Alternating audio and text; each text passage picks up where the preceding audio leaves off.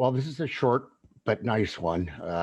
This goes back to 2004, and I was on my way from the San Francisco Bay Area where I live up to Portland, Oh, actually to see a free energy conference that was actually quite interesting. And I stopped at Shasta on the way up. Uh, by the time I got myself unpacked and all, it was about midnight. But I put on my gloves and my jacket, and I headed up to the mountain, to a logging trail, and down to a secluded site that I know, and stood out there by myself in the almost dark under the stars and trees, and put on a was a tape at the time of a beautiful meditation, a CE5 guided meditation, um, that included earth peace and galactic societies and blah blah blah. It was wonderful. But at one point, the person, we are asked to stand up and take the hand of the person next to us.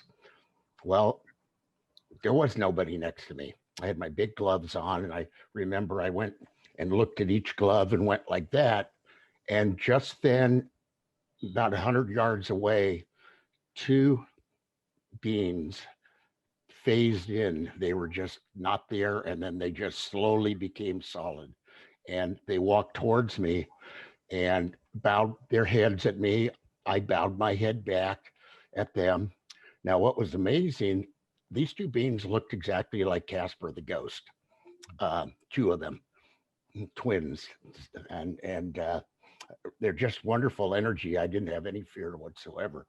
And they came up, and one took one arm, one took the other arm, and we did the rest of the meditation together. And at the end, I bowed to one, bowed to the other. They walked away and just faded out, and they were gone. And I had to pinch myself afterwards. Go, did that really just happen? But it was just wonderful. And I've seen these Caspers multiple times at Shasta and Joshua Tree, and they're just wonderful beings. They're very childlike. They're not children at all. That they're definitely not children, but they're very childlike, very curious. Um, so that really made my trip.